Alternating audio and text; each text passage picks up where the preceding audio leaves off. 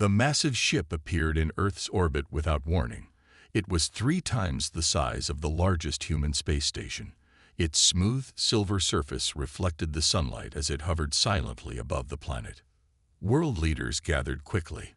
This was the moment humanity had both feared and hoped for. First contact with aliens. After the initial panic settled, the strange visitors called themselves the Velsari. "They seem peaceful," said Commander Alex Porter as he stood in the United Earth Space Force Command Center.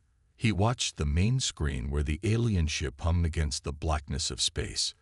At 38, Alex had already seen humanity spread to Mars and Europa, but never in his career had he expected this.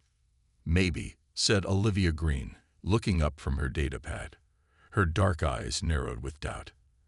As the lead scientist assigned to study the visitors, she trusted facts, not hopes. But why now? Why not contact us years ago? Or wait until we developed more advanced technology? The room fell silent as the communication screen lit up. A tall, slender figure appeared. The Velsari had smooth blue-gray skin, large eyes with no visible pupils, and moved with unusual grace. When it spoke, its thin lips barely moved, but everyone heard perfect English in their minds. "People of Earth, we come in friendship. We are the Velsari, travelers from a system you have not yet discovered. We wish to share knowledge and technology with your promising species." 3 days later, Alex found himself assigned as the military liaison to the visitors. He stood in a large meeting room with 5 other chosen representatives, including Olivia and Dr. Sam Rivera, the top xenobiologist in North America. "Your world has great potential," said Thorvel, the Velsari ambassador. "We can help you reach the stars properly. Your methods of space travel are primitive." Dr. Rivera nodded eagerly.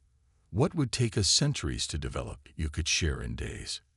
"Exactly," the alien replied, its mouth forming what might have been a smile. Later that night, Olivia reviewed her notes in the temporary office set up for the Earth team. Alex knocked on her open door. "Working late?" he asked. "Something doesn't add up," Olivia said without looking up. The Velsari answer every question, but never quite completely. They show us amazing technology, but nothing about their weapons or defenses. And have you noticed how everyone seems so comfortable around them? It's not natural. Alex leaned against the doorframe. "They're aliens, Olivia. Nothing about this is natural." "That's not what I mean." She finally looked up. "People should be more nervous, more cautious. Instead, everyone acts like we've known the Velsari forever. Maybe they just make people feel at ease. Isn't that a good thing?" Before Olivia could answer, Lieutenant Ben Harris rushed in.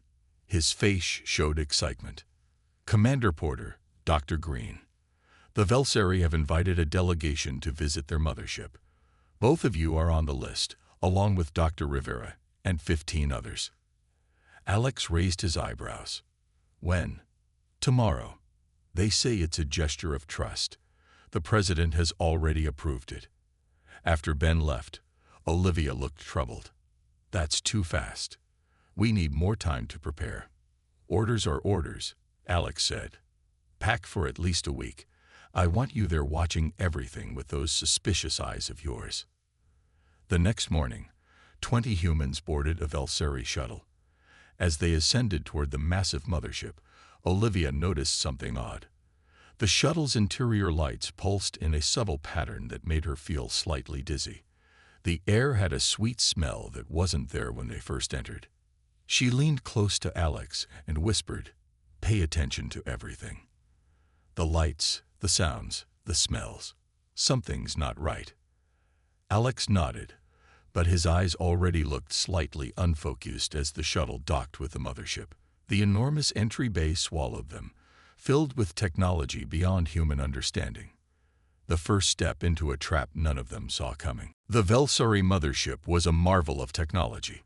The human delegation was given a whole deck with private rooms that seemed to know each person's likes and dislikes before they even arrived. "Look at this view," said Dr. Sam Rivera, pressing his face against the clear wall that showed the earth below. "It's beautiful." Alex Porter nodded but felt a strange tingle at the back of his neck. Everything was too perfect. The rooms were too comfortable. The food was too good. The Velsuri were too kind. "Has anyone else been having headaches?" asked Lieutenant Ben Harris during dinner on their third night aboard. He rubbed his temples slowly. "Just a little one," Alex admitted. Around the table, several others nodded. Olivia Green said nothing. Instead, she watched. She noticed how the lights in their rooms changed slightly throughout the day. She saw patterns in the soft music that always played in the background. She smelled something strange in the air that came through the vents before bedtime. That night, Olivia couldn't sleep. She took out a small device she had hidden in her boot, a sensor she had built herself. The readings confirmed her fears. The air contained small amounts of unknown chemicals. The lights pulsed at frequencies that affected brain waves. Even the surfaces of the furniture gave off tiny vibrations. "They're trying to change our minds," she whispered to herself. Far away in another part of the ship, High Counselor Zixthal met with the ship's scientists. "How are the humans responding to the conditioning?" asked Zixthal. The tall, blue-gray alien's large eyes blinked slowly. "Slower than expected," replied the chief scientist. "Their brains have unusual patterns. The standard methods are working but taking longer." "Interesting."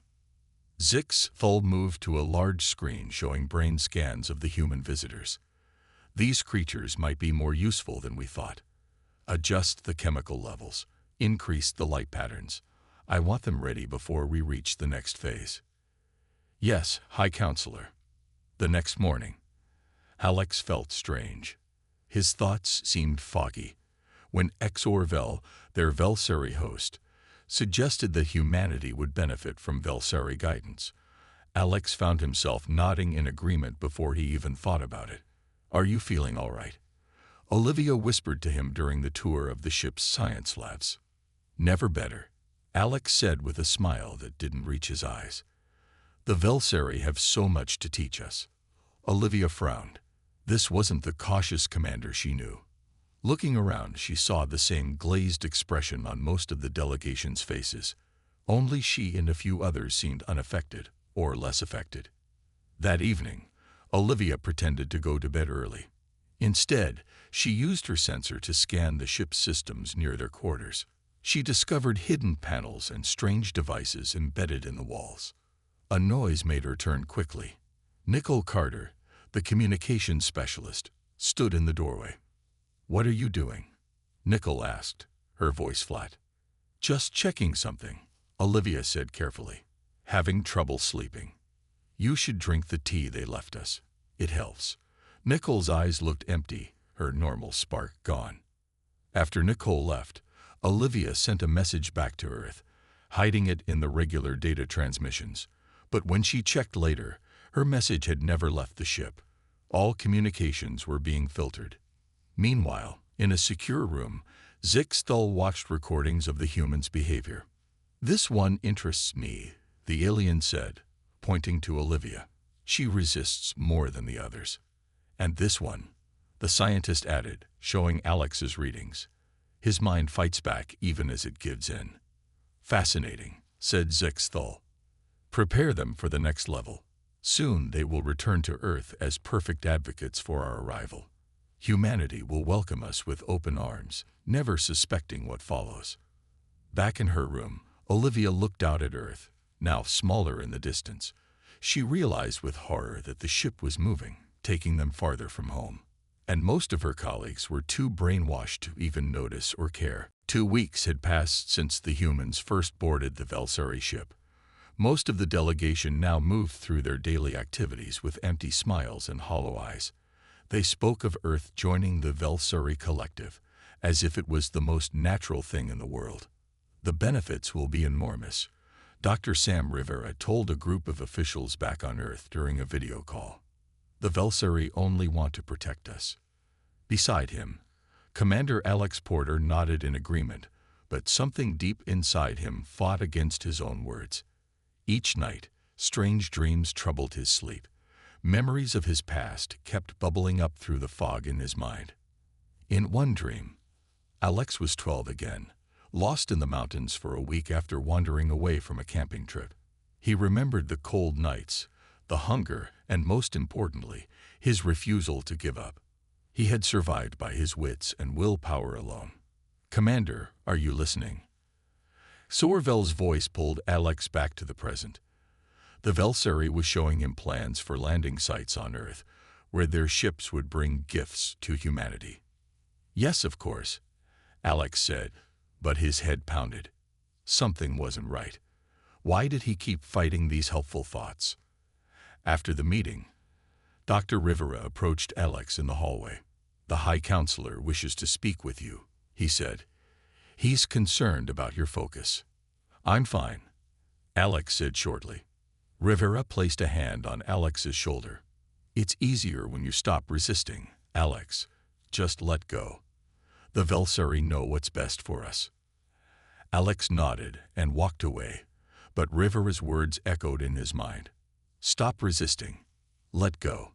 Each step toward the High Counselor's chamber felt heavier than the last. Meanwhile, Olivia Green had turned her living quarters into a secret laboratory.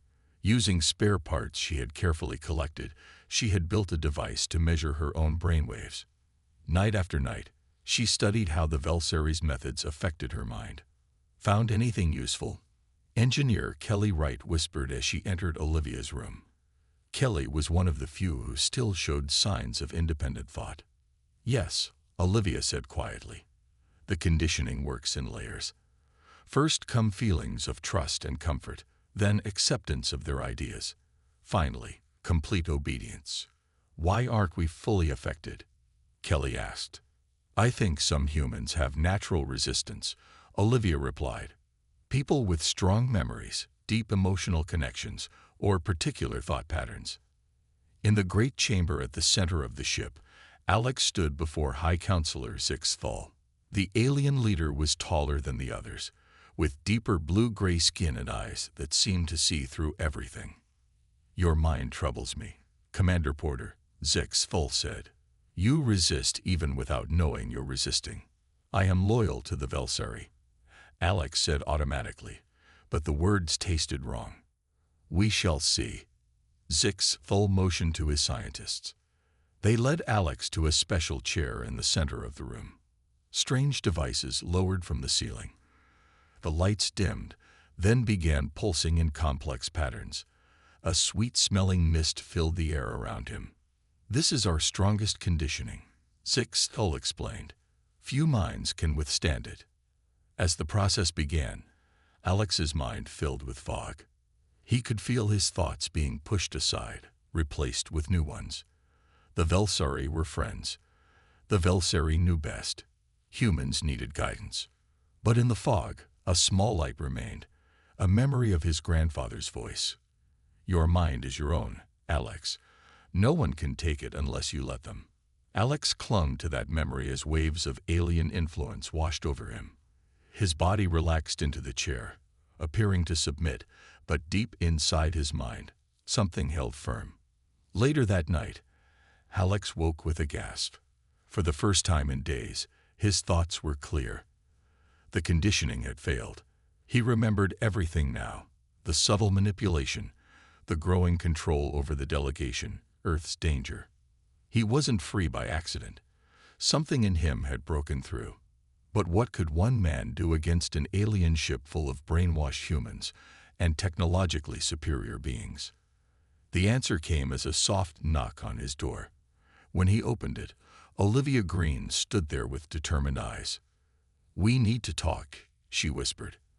"I know what they're doing to us." Alex pulled Olivia into his room and quickly shut the door. His heart was racing, but his mind felt clearer than it had in days. "I've been tracking the brainwashing methods," Olivia whispered. "They use light patterns, sounds, and chemicals in the air, but it's not working on everyone the same way." "I broke through it," Alex said.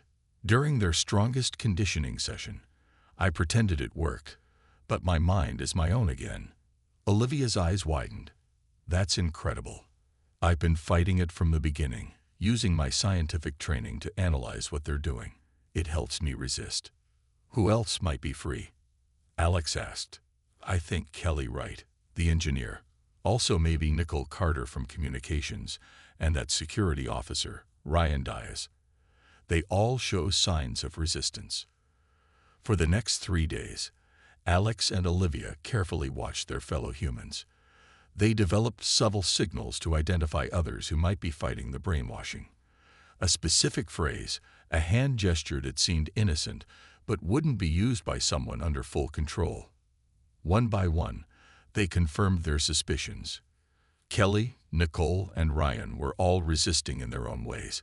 Kelly's logical, problem-solving mind created neural patterns the aliens couldn't easily override.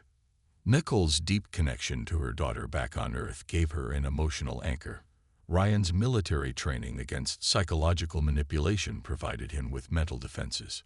They met in a maintenance corridor where the Velseri rarely went. The 5 humans huddled together, speaking in whispers. The Velseri planned to return us to Earth as their agents, Nicole explained. She had accessed some of their communications.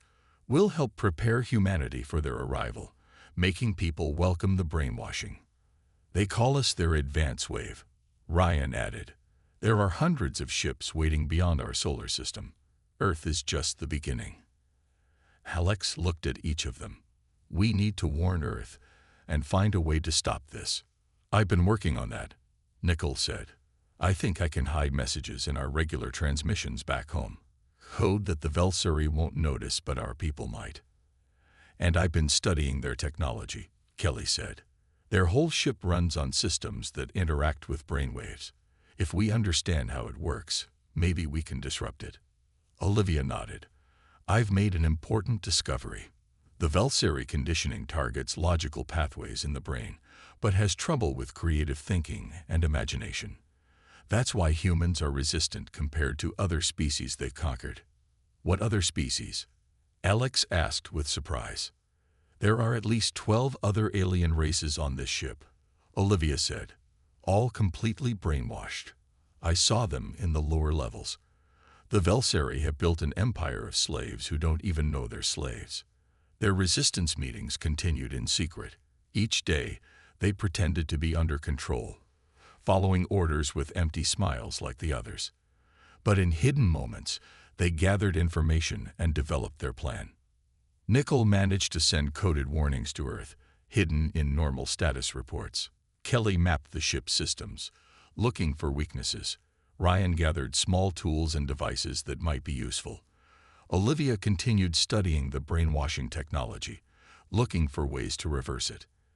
Alex focused on trying to reach their brainwashed friends, especially Dr. Rivera. During a shared meal, he subtly mentioned their old training days, trying to spark memories that might break through the conditioning. Remember that survival course in Alaska? Alex asked casually, when we had to build a shelter in the snowstorm. For just a moment, Rivera's eyes cleared. The snow. Yes, I remember. Then the fog returned. The Velseri will build better shelters for all humans. It wasn't much, but it was something. A crack in the perfect conditioning. One evening, Ryan didn't show up for their secret meeting. The others waited nervously. Do you think they caught him? Kelly whispered. Before anyone could answer, the door slid open. Ryan stood there with a Velseri guard. These are the ones, Ryan said flatly, pointing at his friends. They resist the conditioning. Alex's heart sank. They had been betrayed. Alex felt his muscles tense, ready to fight despite the hopelessness of their situation. The Velseri guard moved forward, its large eyes fixed on them. Then, in a lightning-fast move, Ryan spun around and pressed a small device against the alien's neck. The Velseri froze, then collapsed to the floor. Sorry I'm late, Ryan said with a grim smile. Had to make a detour. We thought you betrayed us, Kelly exclaimed.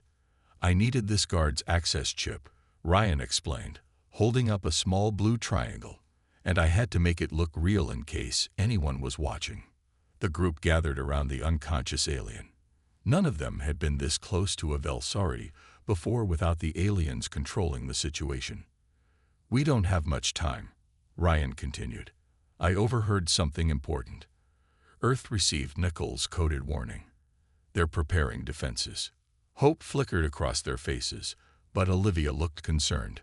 "The Velsuri will notice their guard is missing, and they'll wonder why Earth is suddenly acting differently." As if confirming her fears, a ship-wide announcement echoed through the corridors. The Velsuri voice was calm but carried an edge they hadn't heard before.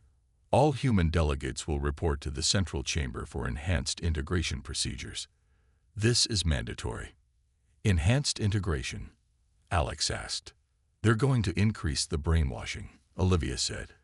"They must suspect something's wrong." Back in her makeshift lab, Olivia showed them her latest discovery. On her small screen, 2 brain scans glowed side by side. "This is a Velsuri brain," she pointed to the left image. "And this is a human brain. Notice the difference in these areas." She indicated several bright spots in the human scan that were dim in the alien one. "These regions handle creativity, imagination, and emotional connections. The Velsuri conditioning can't fully override them because their own brains don't work the same way. They don't understand what they're trying to control. So that's why we can resist," Kelly asked. "Exactly. Our emotions, our memories, our ability to imagine different possibilities. These create neural pathways the Velsuri technology wasn't designed to handle." Alex thought for a moment. "Can we use this to help the others break free?" "I think so," Olivia nodded. "Strong emotional memories might be enough to break through the conditioning. Things that define who you are, loved ones, core beliefs, powerful experiences. Like my memory of being lost in the mountains as a kid," Alex said, "or my grandfather's teachings." "Exactly." Kelly had been quiet, working on a small device made from parts she'd been collecting. "I think I can modify the ship's communication system to broadcast a counter-signal," she said. "Something that might help trigger those emotional anchors in everyone at once." "How long will it take?" Alex asked. "A few hours. But I'll need access to the main communication hub." "I can get you there," Ryan said, holding up the stolen access chip. While the others prepared, Alex decided to try Olivia's theory. He sought out Dr. Rivera, who was preparing reports for the Velsuri in his quarters. "Sam," Alex said as he entered, "remember your daughter's 5th birthday? The cake you made that looked like a dinosaur?" Rivera stared blankly at first. "The Velsuri will provide better nutrition for all children." "Your wife laughed when the frosting turned everyone's teeth blue," Alex continued. Lucy couldn't stop giggling. Something flickered in Rivera's eyes. "Lucy," he whispered. His hands trembled slightly. "The blue teeth, Sam. Remember how you all smiled with those bright blue mouths? Remember the picture on your desk back home?" Rivera's breathing changed. He blinked rapidly. Alex, what's happening to me?" "The Velsuri are controlling your mind. Fight it. Sam, remember who you are." Rivera grabbed his head in pain. "I can feel them, in my thoughts. It hurts to fight it." "Keep fighting," Alex urged. "Think of Lucy. Think of your life." Rivera's eyes cleared for a moment, then clouded again. The internal battle was visible on his face. "Help me," he whispered before the blank expression returned. Alex left, both encouraged and worried. Rivera had broken through, if only for a moment, but the effort clearly caused him pain. If they were going to free everyone, they needed Kelly's device to work.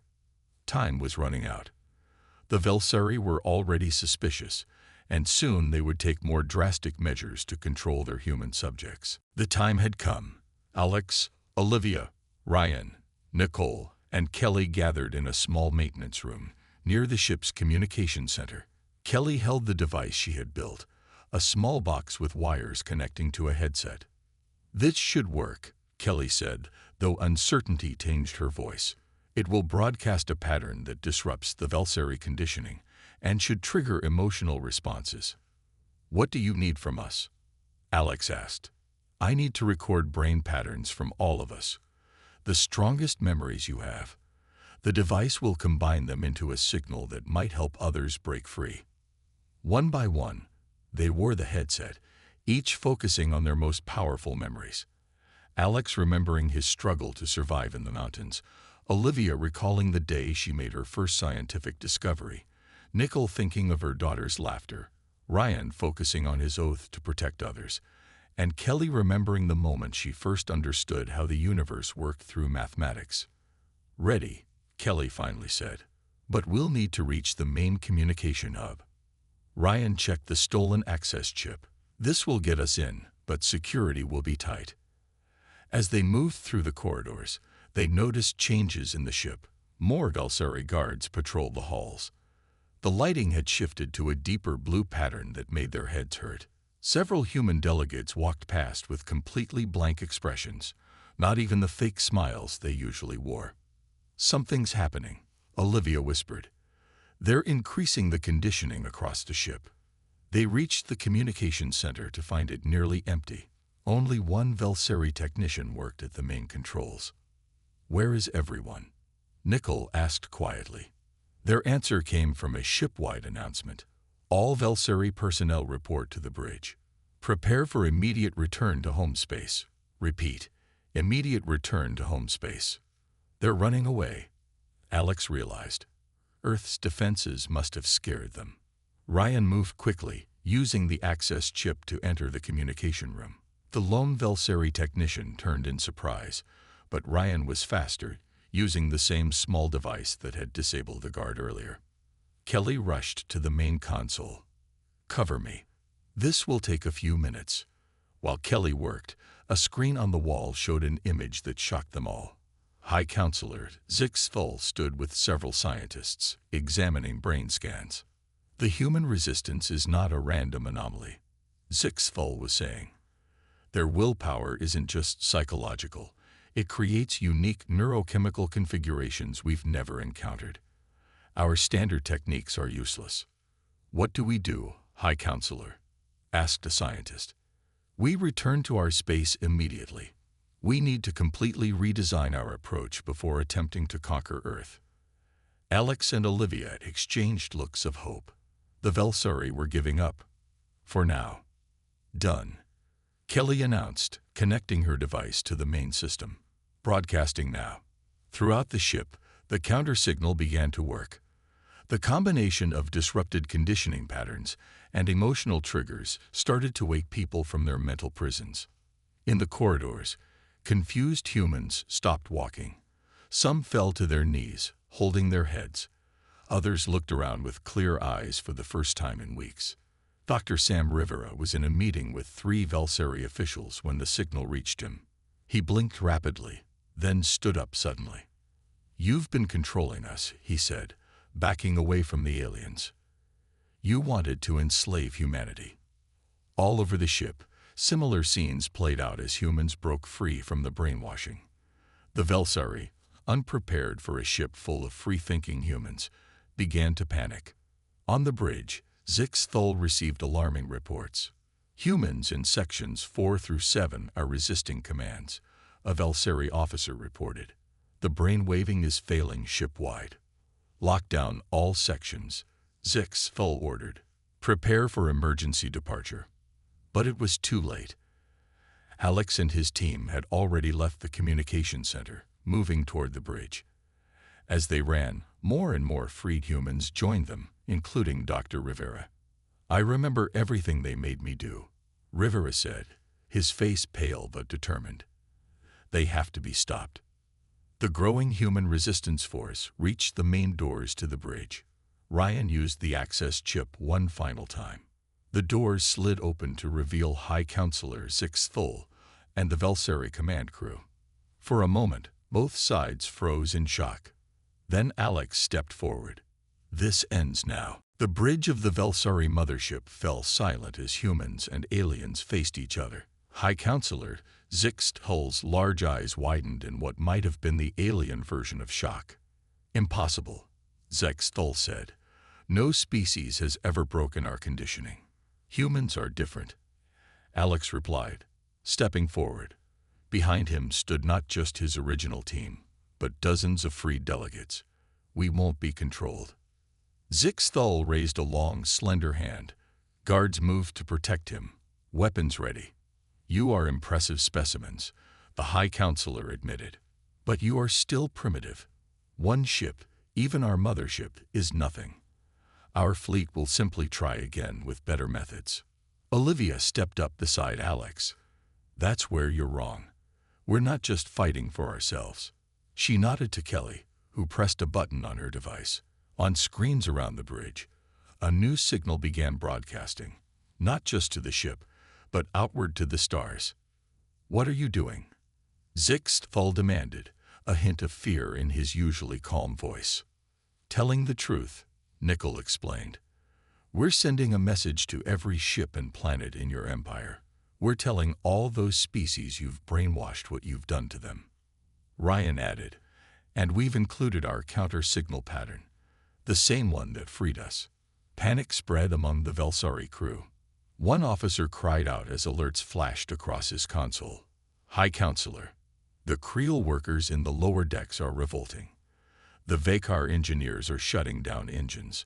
We're receiving similar reports from other ships in the fleet.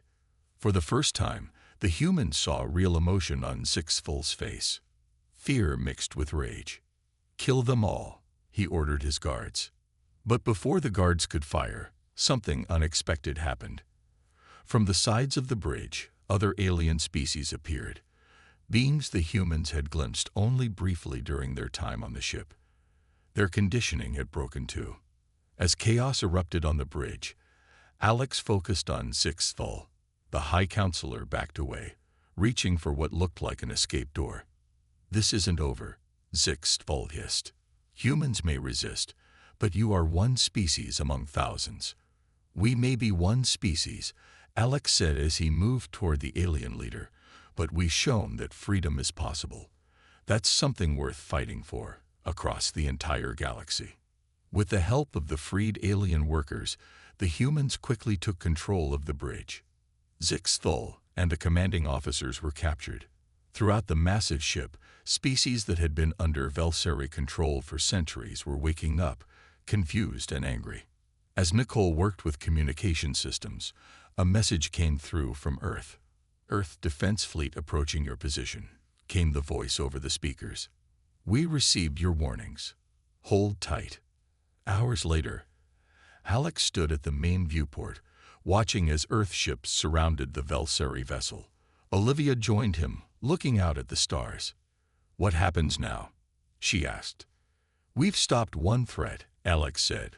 But there's a whole Velsari empire out there. They'll try again, with new methods. Dr. Rivera approached them, still looking tired but with clear eyes. We found something interesting in the Velsari records, he said. They weren't always like this. Centuries ago, they were themselves controlled by another species. When they broke free, instead of helping others, they became the new controllers. Alex nodded slowly. They became what they once feared. 6 months later, a new alliance formed. Ships from Earth joined with vessels from a dozen formerly enslaved species. Their mission: to spread the counter-signal across the galaxy and dismantle the control systems the Velsari had built. On the bridge of the lead Earth ship, Commander Alex Porter stood with Dr. Olivia Green, now heading a multi-species research team. The screen before them showed a map of Velsari territory, with points of light indicating planets where revolutions had already succeeded. The Velsari never understood what makes humans different, Olivia said as they studied the map. Our emotions, our creativity, our stubbornness, our willpower, Alex added with a smile. A tall alien from a species called the Vakar approached them. My people have a saying now. Think like a human.